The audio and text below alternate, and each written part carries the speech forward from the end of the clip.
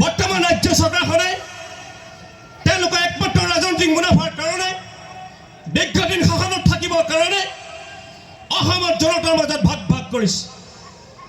এই কোনো কালে কেতিয়াও সহ্য কৰা কথা নহয়। আমি ৰাজ্য চৰকাৰক বাৰম্বাৰ কৰিছোঁ, ৰাজনীতি কৰক প্ৰমূল্যবোধ, ৰাজনীতি নকৰিব ধৰ্মৰ নামত। ধৰ্মৰ মছজিদত থাকিব দিয়ক, ধৰ্মৰ নামঘৰত থাকিব দিয়ক। কোনোবা সনাতন ধৰ্মী মানুহ যদি আছে তেওঁলোকৰ ঘৰত থাকিব দিয়ক, কোনোবা যদি ইছলামধৰ্মী মানুহ আছে তেওঁলোকৰ ঘৰত থাকিব দিয়ক।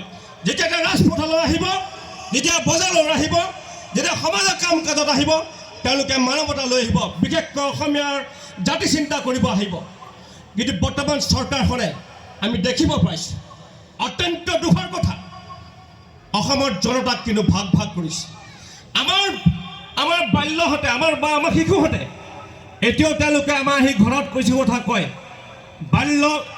বাল্য শিশুহঁতে যিবোৰ কথা কয়, গা নোম শিয়ৰি উঠা কিছুমান কথা কয় যে এতিয়া বিদ্যালয়তে তেওঁলোকৰ বন্ধু আৰু বান্ধৱী ক্ষেত্ৰত হিন্দু মুছলমান কথা কয়। অত্যন্ত দুখৰ কথা।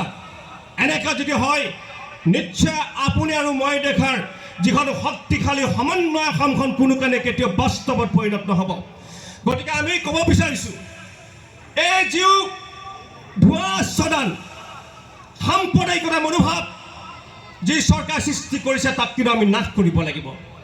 যোনে এনে মনোভাৱ লৈ চলিব বিচাৰিছে তাক আমি শেষ কৰিব লাগিব।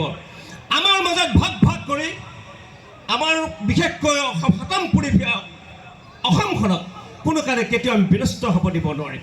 এই এটা কথা স্পষ্ট, আমি ৰাজ্য মাননীয় মুখ্যমন্ত্ৰী ক'ব বিচাৰিছোঁ, হয় আপুনি যিটো কথা কৈছে অসমখনৰ অৰ্থনীতিক উত্তৰণ কৰিব লাগিব। নিশ্চয় এই চহা সংখ্যালঘু ৰাইজে অসমৰ যিটো বাক্য অৰ্থনীতি, ক্ষুদ্ৰ অৰ্থনীতি সবল আৰু উত্তৰণ কৰাৰ ক্ষেত্ৰত যিটো ভূমিকা পালন কৰিছে আপুনি নিশ্চয় ধন্যবাদ দিব লাগিছিল। কিন্তু তাকে নকৈ অসমৰ সংখ্যালঘু জনতাৰ মাজত ভাগ ভাগ কৰিছে। মই দেখিছোঁ গৰিয়া নামত ভাগ ভাগ কৰিছে, মৰিয়া নামত ভাগ ভাগ কৰিছে, দেশী নামত ভাগ ভাগ কৰিছে, চিৰাধী নামত ভাগ ভাগ কৰিছে, মিয়া নামত ভাগ ভাগ কৰিছে, আৰু অসমৰ অন্যান্য সনাতন ধৰ্মী নামত ভাগ ভাগ কৰিছে।